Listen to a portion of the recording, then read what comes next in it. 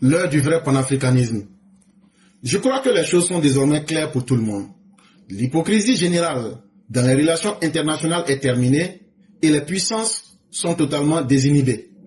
Ils peuvent faire ce qu'ils veulent de tout le monde, prendre à qui ils veulent ce qu'ils veulent, même entre alliés. Par le passé, ils ne s'étaient pas gênés pour le faire, mais on était en droit de penser qu'ils seraient désormais gênés par des questions de morale. Cela n'existe plus. La nouvelle morale, c'est celle des prédateurs décomplexés, qui disent tout haut ce qu'ils vont faire. Je suis plus fort que toi, je te crase et tu la boucles, sinon je te punis sévèrement. Chers parents africains, est-ce qu'encore il faut être surpris que le monde a toujours été un monde d'intérêt? Que le monde a toujours été un monde où la réalité est que les plus forts ne se sont jamais laissés écraser par les plus faibles. Les plus intelligents n'ont jamais été commandés par les plus idiots. Quand tu es faible, ton souhait est que tout le monde soit traité de la même manière. Mais ce n'est pas comme ça que le vrai monde fonctionne.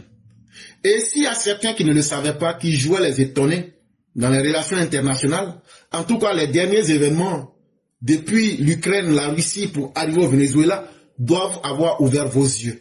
On n'est même plus obligé de vous dire ce qui se passe. Chacun voit ce qui se passe. On n'a même pas besoin de vous expliquer. Tu joues les faibles, on t'écrase et on passe.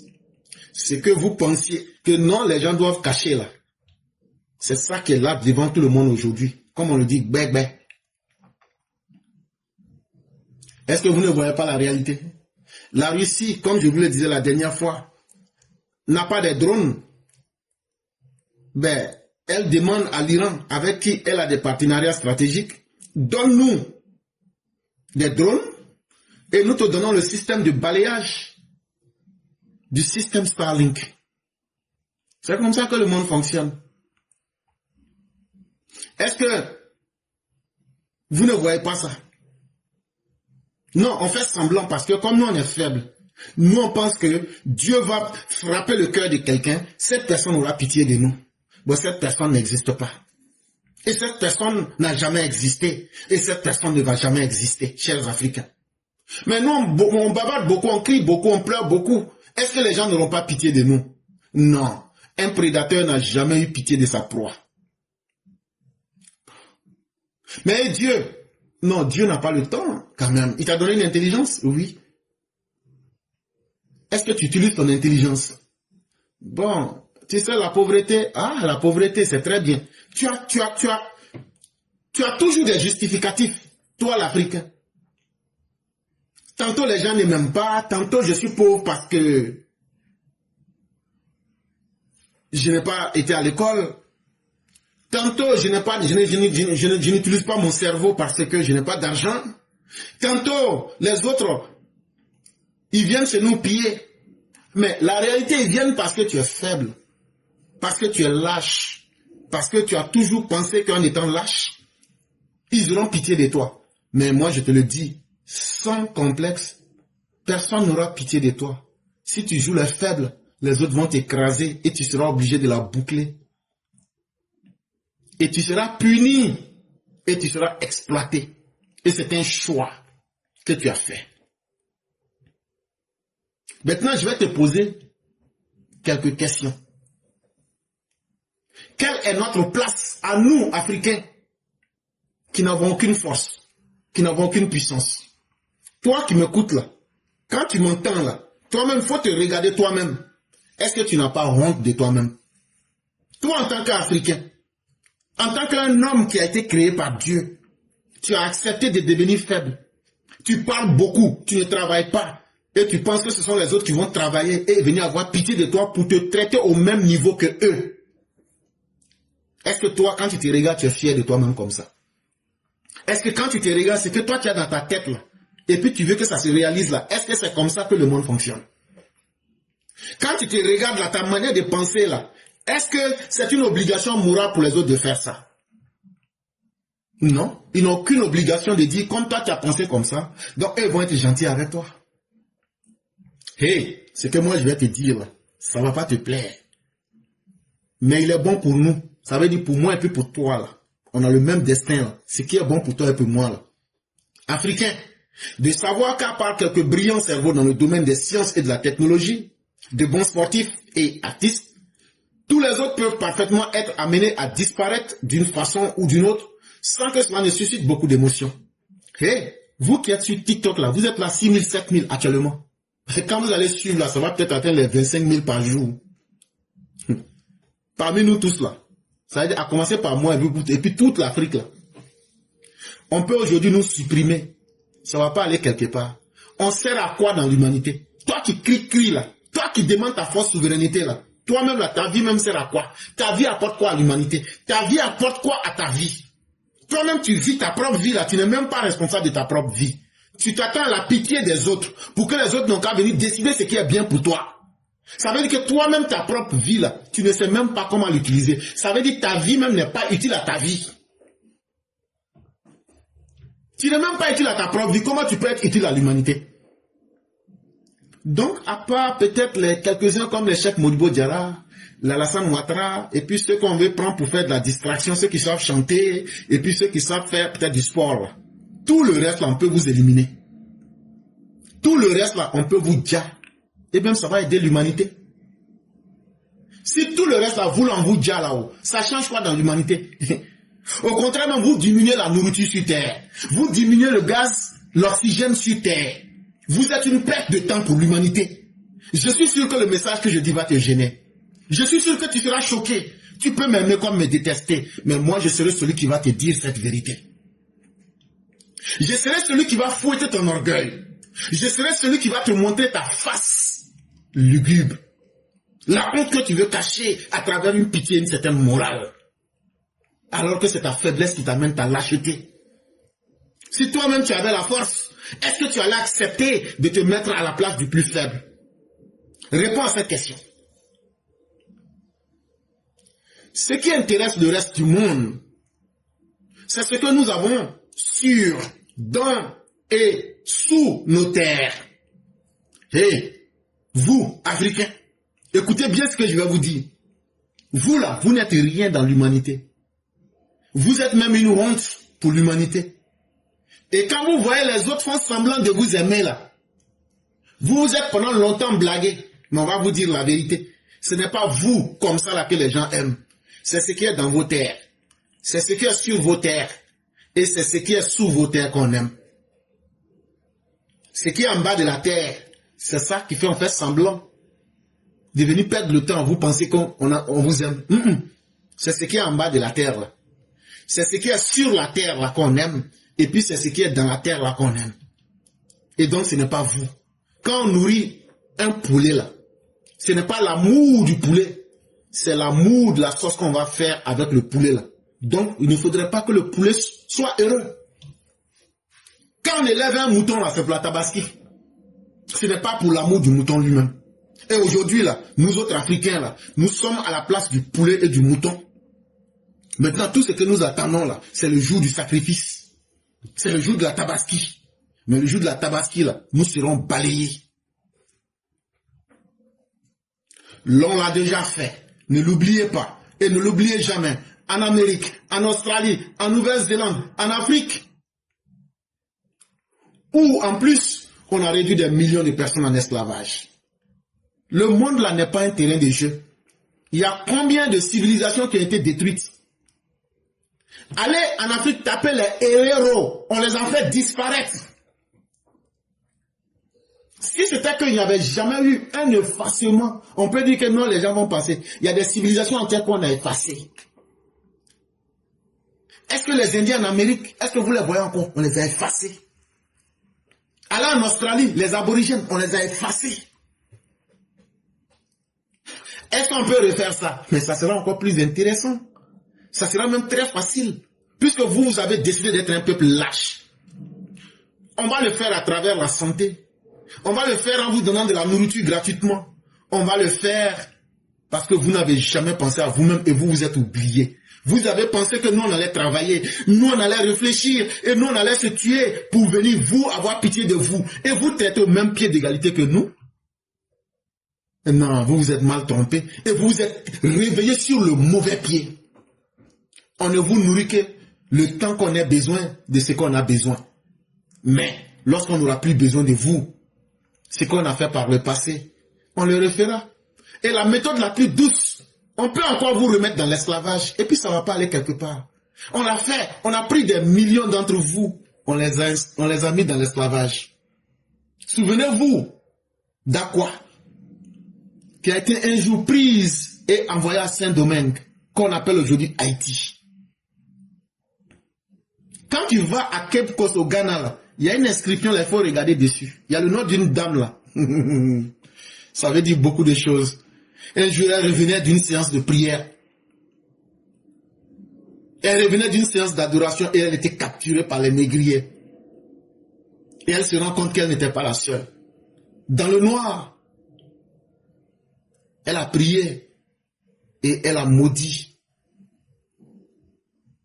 Et lorsqu'elle débarque à Saint-Domingue, elle va étudier savamment le maître. Elle va le connaître. C'est une longue histoire, je ne vais pas tout raconter. Mais elle va planifier ce qu'il fallait.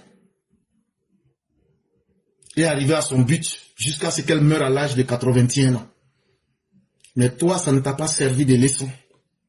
Toi, l'esclavage ne t'a pas servi de leçon. Toi, la colonisation n'a pas, la souffrance de tes grands-pères, l'humiliation de ton peuple ne t'a pas servi de leçon.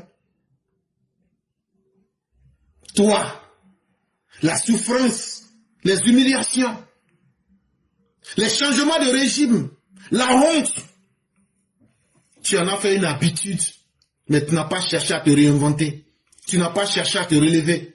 Tu as pensé que tu allais mériter la pitié des autres si tu fais le mort. Mais tu vas me dire que tout ça c'était le passé.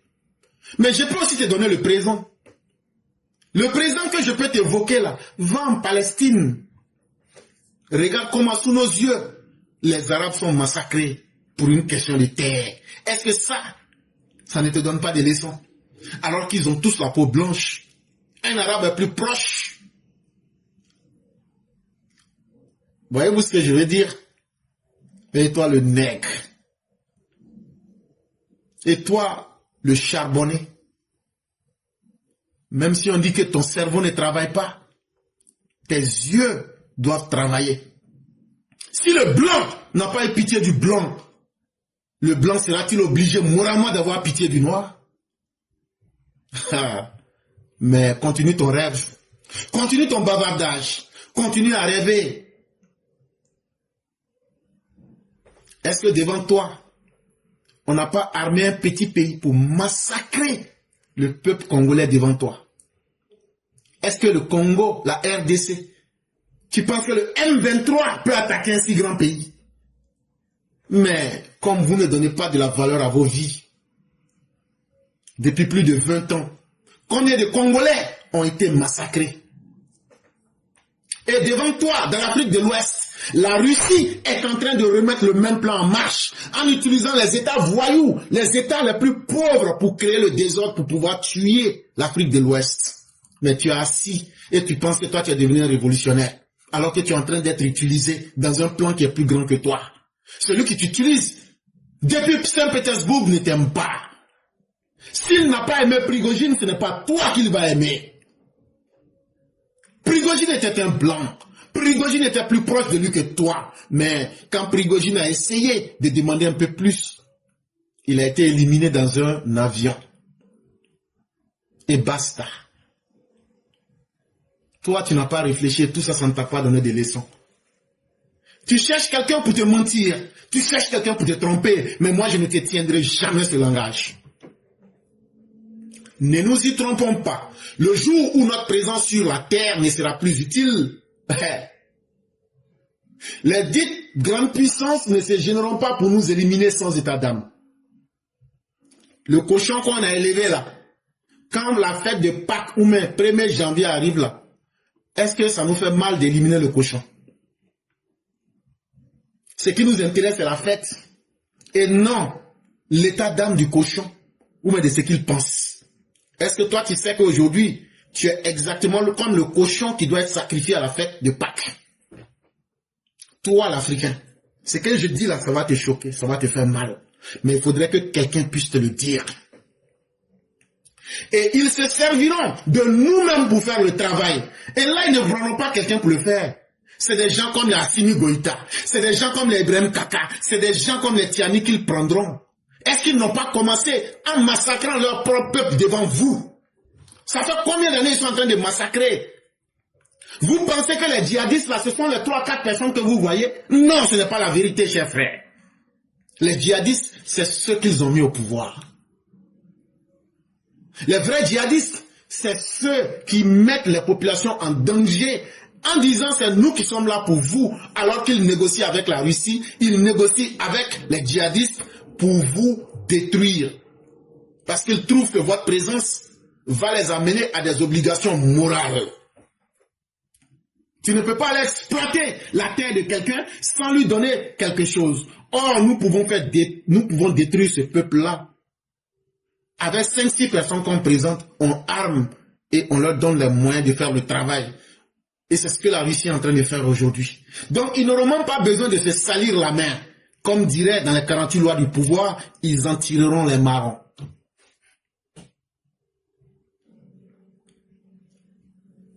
You do the killing, someone else does the jailing. Tu fais le sale boulot et quelqu'un d'autre paye les conséquences. Et moi, j'en tire les marrons. Ce qui va vous arriver là, vous avez trouvé que la colonisation était dure. Vous aviez trouvé que l'esclavage était dur. Vous aviez trouvé que le système actuel était injuste. Mais ce qui va venir après sera encore plus dur. Parce qu'on va vous éradiquer complètement. On va vous effacer. Ça se passe devant toi, mais tu fais semblant. Et laisse-moi te dire, même la religion est pour quelque chose. On va utiliser vos religions pour vous diviser.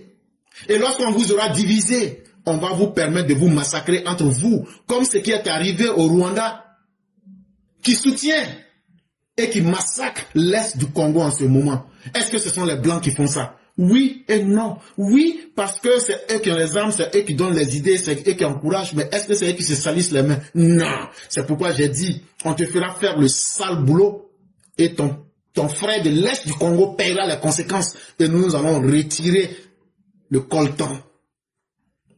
Le monde qui est là n'est pas difficile à comprendre. L'Est du Congo, le coltan, tapez et vous comprendrez tout. Et toi, tu n'as pas été conscient, tu n'as rien compris. Ni ton histoire, ni le présent, ni le passé, ni l'avenir ne t'ont donné de conseils. Et je vais encore être pire avec toi. Les djihadistes qui massacrent les peuples du Mali, du Burkina, du Niger, est-ce qu'il n'y a pas de Maliens parmi eux? Est-ce qu'il n'y a pas de Burkinabés parmi eux? Est-ce qu'il n'y a pas de Nigériens parmi eux? Les Congolais du M23 qui massacrent des Congolais, est-ce qu'ils ne sont pas tous des Congolais? Qui massacrent les populations dans le Sahel, ce sont les fils des mêmes pays. Et pour qui le font-ils? Pas pour les bénéfices de leur propre pays. Mais ils ont des idéologies. Ça, c'est pour les idiots. La télévision, elle est faite pour ceux qui ne peuvent pas réfléchir. On réfléchit à leur place. Mais Clara, mais on voit beaucoup de personnes en Iran. Oh, frère. Avec 8 personnes, on peut créer l'effet de foule. Je dis bien, avec 8 personnes, on peut créer l'effet de foule. On a vu les gilets jaunes. Mais ça ne veut pas dire que le régime français tombait. Il y a ce que les médias veulent te présenter. Mais qu'est-ce que toi-même tu fais pour comprendre de la réalité? Si tu ne t'élèves pas, si tu n'ouvres pas ton cerveau pour comprendre le monde, tu es perdu. Mais on peut faire quoi? Quoi? Que pouvons-nous faire? Mais bien sûr. Si tu penses que tu ne peux rien faire, c'est déjà un très bon choix. Parce que tes parents, tes arrière-parents ont été réduits en esclavage. Ton grand-père a été colonisé. Ton père a été dépouillé de ses terres. Toi-même, à travers leur école et leur religion, ils t'ont dépouillé de ton âme. Mais c'est parce que toi, ton grand-père, ton arrière-grand-père et tes arrière-arrière-grand-pères, vous aviez pensé que vous étiez des démunis. Tout se trouve dans la manière que tu penses. Le temps importe peu. Et quand on rentre dans la physique quantique, le temps n'existe pas.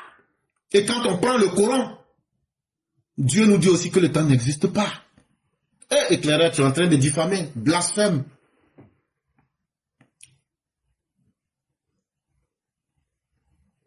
Wal asr innal insana lafi khusr.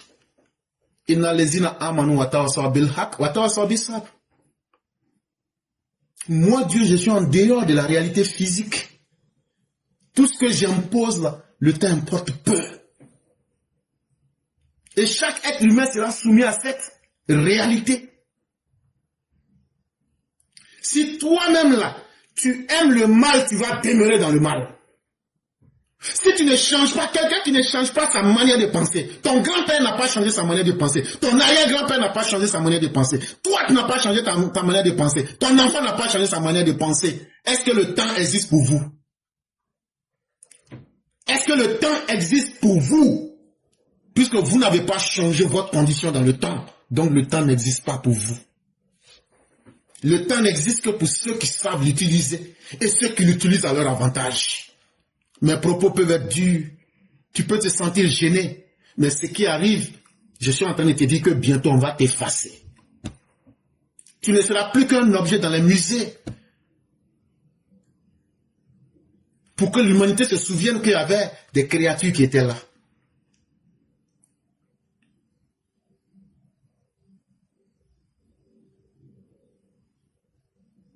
Chacun vivait dans son coin.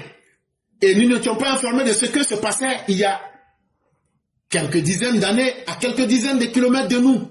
Les populations du fin fond de nos pays n'avaient jamais entendu parler des Blancs qui venaient voler des hommes et des femmes pour les amener dans des bateaux. Aujourd'hui, la situation est devenue plus grave. Aujourd'hui, nous sommes dans un monde planétaire. Aujourd'hui, si l'esclavage a eu lieu à un temps où les gens ne savaient même pas comment leurs voisins vivaient, mais ils ont pu réussir l'esclavage. Aujourd'hui, où tout est en temps réel, où je suis assis, tu m'entends en temps réel, partout où tu te trouves. Partout où tu te trouves dans le monde, dès que j'allume ma caméra, tu m'entends à la nanoseconde près. Ça veut dire qu'il n'y a même pas un nanoseconde qui te sépare de moi. Mais tu arrives à m'entendre. Aujourd'hui que le monde est interconnecté, le monde est devenu un village, le monde vit en temps réel. Toi qui t'es mis en dehors du temps, qu'est-ce que tu deviens? Tu deviens un démuni comme ton arrière-grand-père, comme ton grand-père, comme ton père, et comme aussi le même destin que tu es en train de réserver à ton enfant. Parce que c'est un choix que de demeurer des états faibles et des états dispersés. Nous serons victimes de toutes les menaces qui viendront. Et comme j'aime à le dire, c'est pourquoi nous avons choisi l'homme Alassane Ouattara. Pour mettre fin aux micro-États. Pour donner une Afrique forte, mais une Afrique vraie. Notre seul salut en tant qu'homme noir et africain viendra de notre union. C'est vraiment le moment de mettre en œuvre le vrai panafricanisme. Parce que lui frélaté que certains nous proposent et qui consiste à se livrer pieds et poings liés à une puissance extérieure à notre continent sous prétexte de se libérer d'une autre puissance. Le vrai panafricanisme là, c'est pas d'aller se livrer à la Russie pour dire comme les Occidentaux nous ont beaucoup maltraités, on va nous livrer en tant que nouveaux esclaves à un nouveau maître russe. Comme ça là, on devient les nouveaux esclaves pour faire du mal à l'ancien maître, mais toujours avec notre condition, nous demeurons des esclaves. Le vrai panafricanisme n'a pas besoin d'un nouveau maître. Le vrai panafricanisme a besoin que nous soyons capables de nous nourrir sur notre continent. Que nous soyons capables de mettre fin aux guerres. Que nous arrêtions que les autres nous manipulent. Et que nous puissions décider, en créant nous-mêmes les capacités intellectuelles, notre manière de penser dans le monde. Que nous arrêtions de dépendre du reste du monde. Que nous arrêtions nos comportements enfantins. Le panafricanisme, c'est une vieille histoire que les gens ont toujours racontée depuis les indépendances. Mais ça allait où? Ce n'est pas un fait nouveau. Ça a toujours existé, mais ça n'a jamais été une réalité parce que nous n'avons pas changé notre condition. Et tant que nous ne changeons pas notre condition, Dieu n'a aucune obligation de nous aider à aller de l'avant. Ce sont les enfants des esclaves qui se sont retrouvés dans les États-Unis, qui se sont retrouvés dans les îles du Caraïbe, qui se sont retrouvés dispersés et qui ont eu ce sentiment.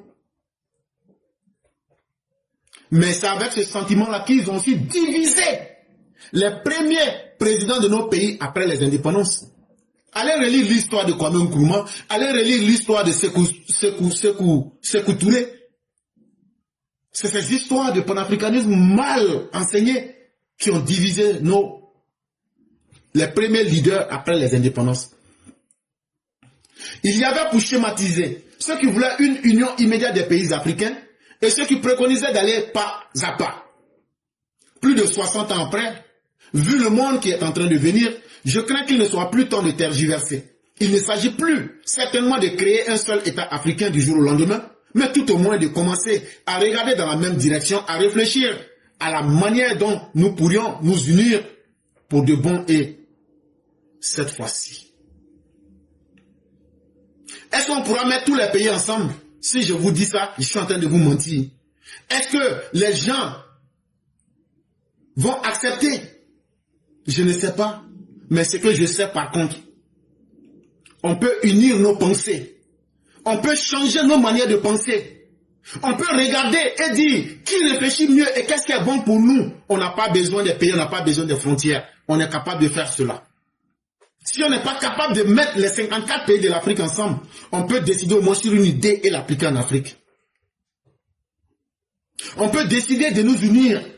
On peut décider de faire de la ZLECAf une réalité, de faire le commerce entre nous Africains. Voilà ce que moi je vous offre. Je ne vous demande pas beaucoup, mais je n'accepterai jamais que vous ayez moins que cela.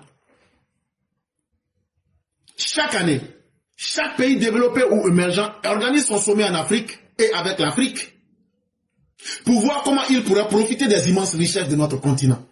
Ne serait-il pas temps que nous, Africains, commencions à nous retrouver entre nous pour voir comment nous pourrions ensemble exploiter nos richesses afin d'impulser quelque chose à même de nous faire avancer ensemble et pour nous prémunir contre les prédateurs qui nous guettent.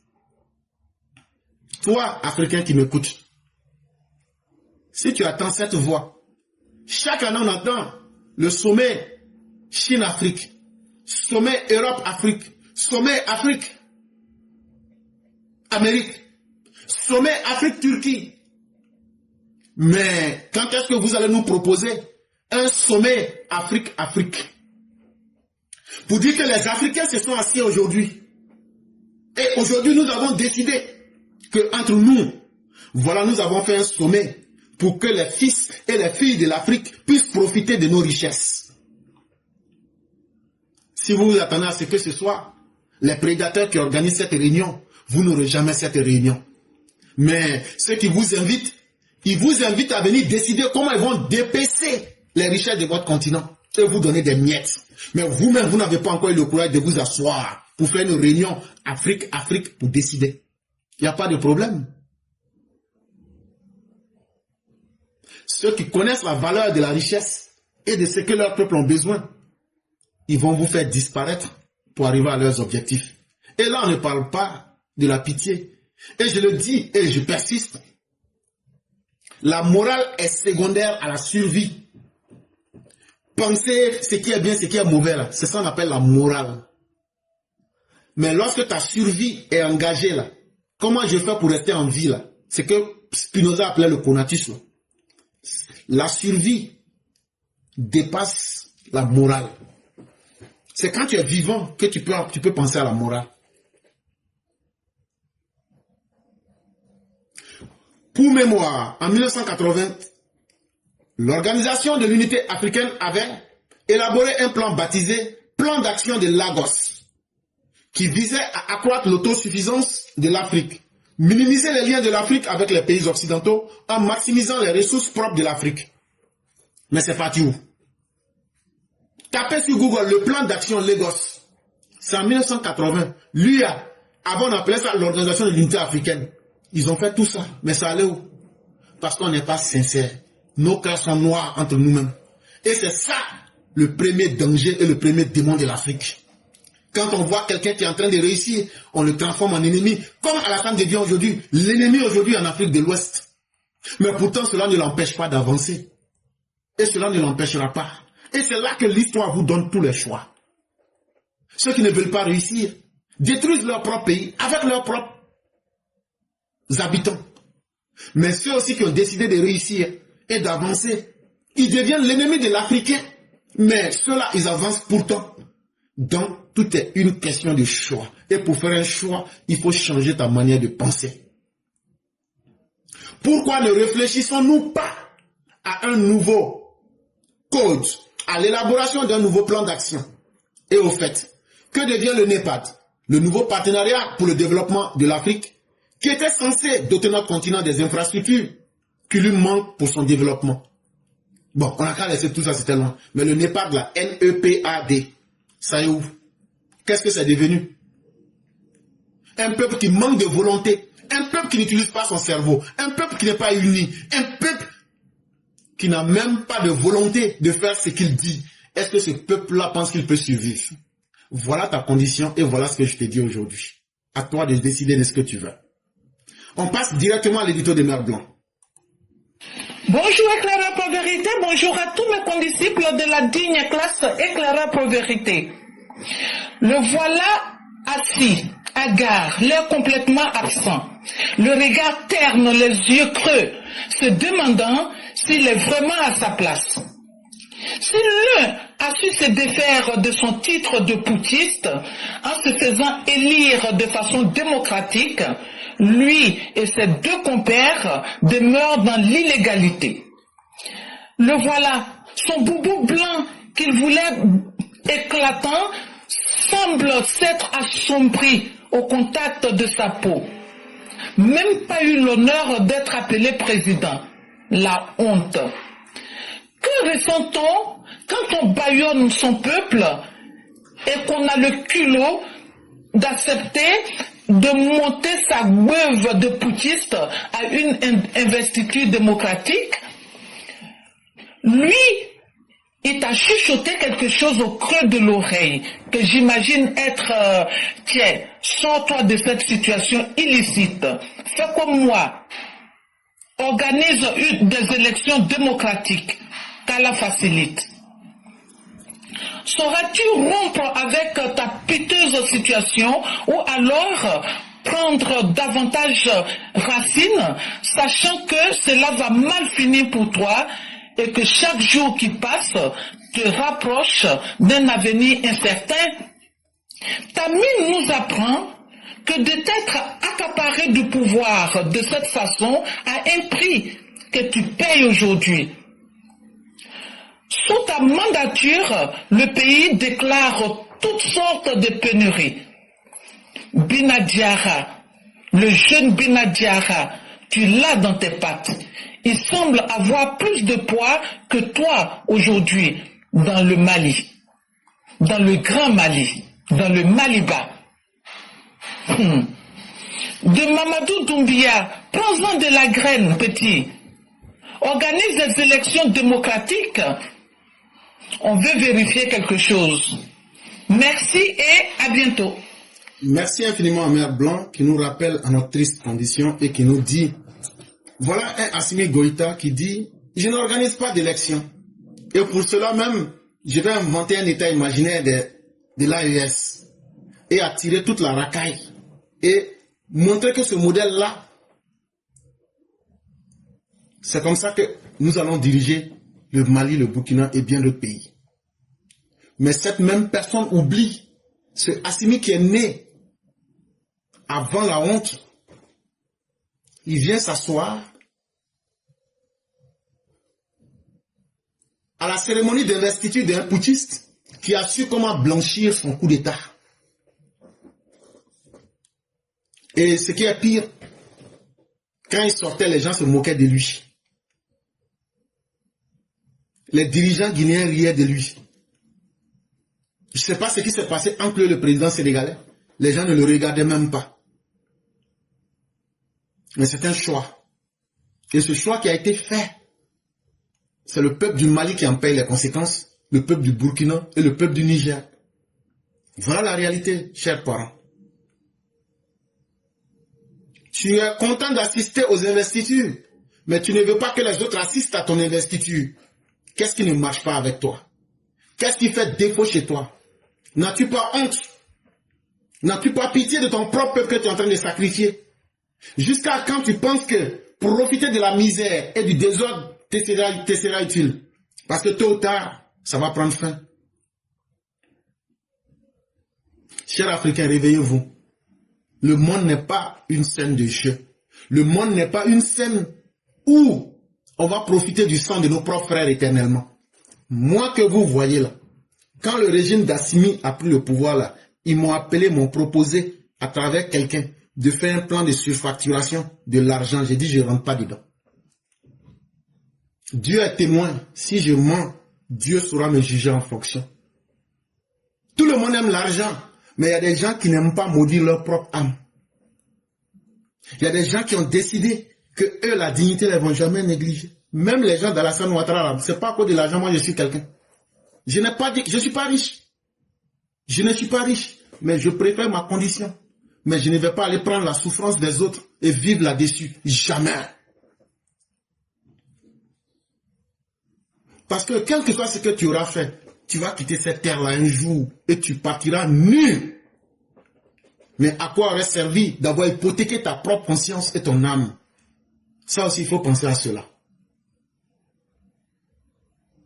Tout n'est pas dans ce que nous aurions acquis et que nous aurions thésaurisé, cumulé, accumulé. Mais tout est surtout dans ce que nous aurions donné aux autres.